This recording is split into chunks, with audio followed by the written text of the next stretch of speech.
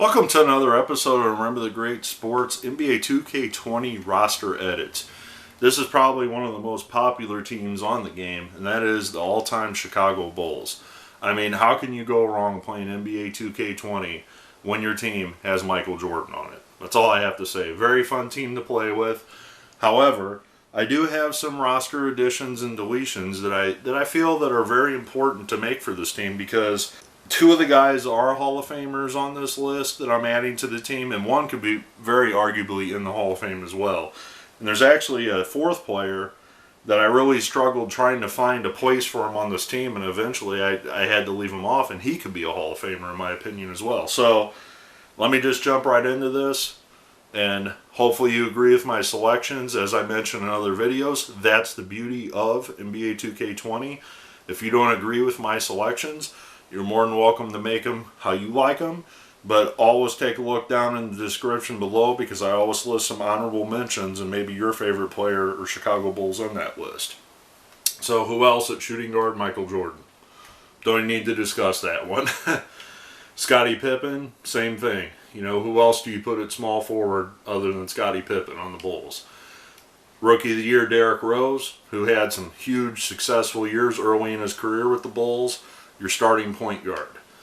Now this one, you know, I struggle with a little bit, only because he's so, I don't want to say old, but he was past the best part of his career, but the guy still played 3 seasons there and averaged almost over 15 rebounds a game for the Bulls. So even though it was at the end of his career almost, this is still a very formidable Hall of Famer to have in the starting lineup, especially when you have prolific scorers like Rose, Pippen, and Jordan in the lineup. You don't need a power forward that scores. And the same can be said about Artis Gilmore. As you see the description of him, paint beast. There's nothing else I can describe him as. I've read articles about how people have talked about Artis Gilmore and how huge of an individual that guy was, standing at 7'2", 240 pounds. This guy literally was a paint beast. He is a Hall of Famer. He's an all-time great in Chicago Bulls history. He's an all-time great in the ABA. He's an all-time great with the San Antonio Spurs. Starting center, Artis Gilmore. So there's Jimmy Butler backing up Jordan. Jerry Sloan backing up Jordan. Bob Love as a power forward. Joakim Noah as the backup center. Luol Deng, small forward / power forward, I guess. B.J. Armstrong at point guard. Toni Kukoc, another small forward shooting specialist on the team. Horace Grant, power forward, very similar to like Dennis Rodman. Charles Oakley, another power forward / center type. However, he didn't have his most success with the Bulls. I would say the Knicks take that. Then, of course, Steve Kerr, who, you know, was a backup point guard on the Bulls. Not really a starter ever on the Bulls, but they still stuck him on the game. So, I'm going to have 3 deletions. I almost had 4, but I decided to go with B.J. Armstrong. B.J. Armstrong does make the cut as the backup point guard. However, I almost put another person on there, and it'll be down in the honorable mentions, and you can, you know, throw a few comments below if you think this player should go over Armstrong, but we'll talk about that in a second. So the first deletion, may not be the most popular, is Toni Kukoc. Now, the reason that I deleted Kukoc is I'm going to share with you a Hall of Famer that's also a small forward. So Kukoc isn't a Hall of Famer yet. However, this guy had some very successful years with the Chicago Bulls back in the 70s. So we'll get to that in a second. The next deletion is Charles Oakley. And this falls into the same category. I have a Hall of Famer that's a small forward / power forward, so I put him in place of Charles Oakley. And finally, Steve Kerr. Although Steve Kerr is a good player, he never really was a starter ever when he was a Chicago Bull. And the individual that I added to the team very arguably could be in the Hall of Fame as a Chicago Bull. So, and he's a longtime Chicago Bull. He was their announcer, all kinds of things.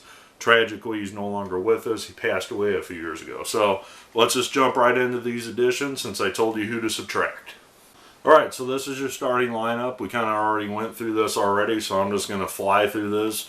The starting lineup doesn't need changed. It comes factory defaulted to this roster.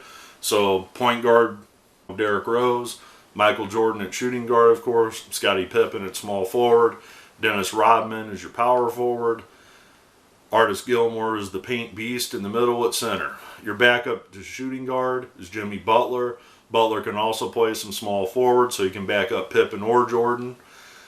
Backup center to Artis Gilmore, Joakim Noah, great player for a long time with the Bulls. I know he bounced around a little bit towards the end of his career, but had some very good seasons with the Bulls. Great defender, great guy to bring off the bench to play some defense. Now this is the first addition to the lineup, and this is Norm Van Lier. This is why Steve Kerr is no longer on the team, and this is why B.J. Armstrong gets bumped down to the third point guard. Now, this was the one that I had probably the most difficult with trying to make a choice who to add to this team. It was either him or Reggie Theus. Now, Reggie Theus was a beast in his own right for the Chicago Bulls early on in his career. Then he moved on to the Kansas City Kings, Sacramento Kings, Orlando Magic. He bounced around a little bit. But Norm Van Lier played the majority of his career, if not all, if I'm not mistaken, with the Chicago Bulls. He went on to become an announcer with the team until his very early death a few years back when he passed away. So Norm Van Lier, backup point guard. I feel that that's a great addition to this team, just a notch above Reggie Theus. Bob Love is your backup power forward. He's kind of a small power forward, but he's a good scorer. When you're bringing your second unit in, well, he's the guy to bring some offense to the table. And that also mentions this guy, Orlando Woolridge. Orlando Woolridge is probably one of the most unknown Hall of Fame basketball players ever to play in the NBA. And you're like, who's Orlando Woolridge? Well, Orlando Woolridge played in the NBA, but he just didn't stick with one team. He was very good with the Bulls. He moved to different franchises, I want to say like the Lakers, the Pistons. He just kind of bounced around, and finally one day said, you know, hey, this Orlando Woolridge guy, he had a pretty good career. Let's put him in the Hall of Fame. Well, Woolridge originally used to be on the game. However, he passed away a few years ago, and when he passed away, the NBA 2K family no longer put him on the all-time rosters along with the all-decades teams like the 85 Bulls or whatever. So I feel adding Orlando Woolridge to the roster adds you a small forward to back up Scottie Pippen. He also can play a little power forward if you want him to do that. But you put him and Bob Love at the 3 and 4 position, you have some good offense coming off the bench along with Jimmy Butler. So your 11th man, Jerry Sloan. Jerry Sloan got his start with the Bulls. He was a great player for the Bulls, as you can see. He averaged 13, 15, 16, 18 a game. He also started out coaching with the Bulls before he moved on to the Utah Jazz. I feel he's a good guy to have on the bench as the 11th man. The 12th man, the reason I kept Deng was one of the players that had success with the Bulls. The team didn't have a lot of success while he was with the Bulls. And he can play the small forward or the power forward position. And the next guy I'm going to talk about, Horace Grant, he's kind of interchangeable with the Dennis Rodman. So if you prefer to have Dennis Rodman in your starting lineup, you could switch him out with Horace Grant. You know, that's just my opinion. They're both that hard-working type of player. Horace Grant's a little better offensively than Rodman is, but Rodman's better rebounding and defensively than Grant probably is. Even though Grant was good at rebounding and defense, he's not Dennis Rodman. So that's my 13th guy. Plus, Grant can play some center if you want to go small ball with the Bulls, which a lot of people may with Rose and Jordan and Pippen.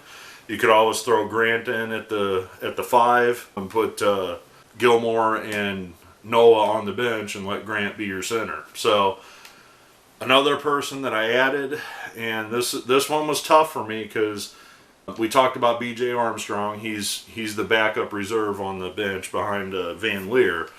But this one was tough. to not get in that top 13. And I debated, do you put him over Luol Deng? And then ultimately I decided, because he's just a small forward, he doesn't have the size of a power forward.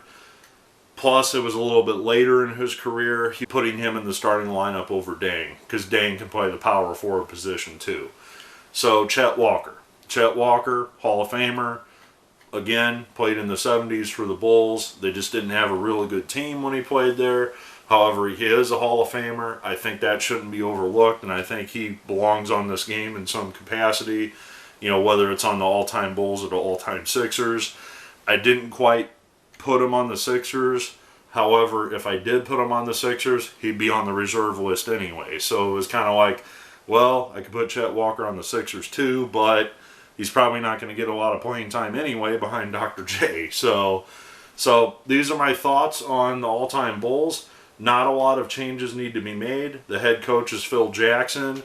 Again, this is the best picture I could come up with. I apologize. To me, that doesn't look like Phil Jackson, but that's the closest I could get to Phil Jackson. So don't hate me too much in the comments below because that doesn't look like Phil, because I get it. I really wish that NBA 2K would allow you to edit the coaches better, because they allow you to do that with players, but they just don't let you do that with the coaches. And maybe that's something in 2K21 they'll consider finally doing, because year after year when you go to edit the coaches, it's always the same stock photos. Like, this is my Phil Jackson every year, because that's the only one I can get anywhere remotely close to him. So hopefully you agree with my list. Hopefully you enjoyed this video. Look forward to your comments below, and have fun playing NBA 2K20.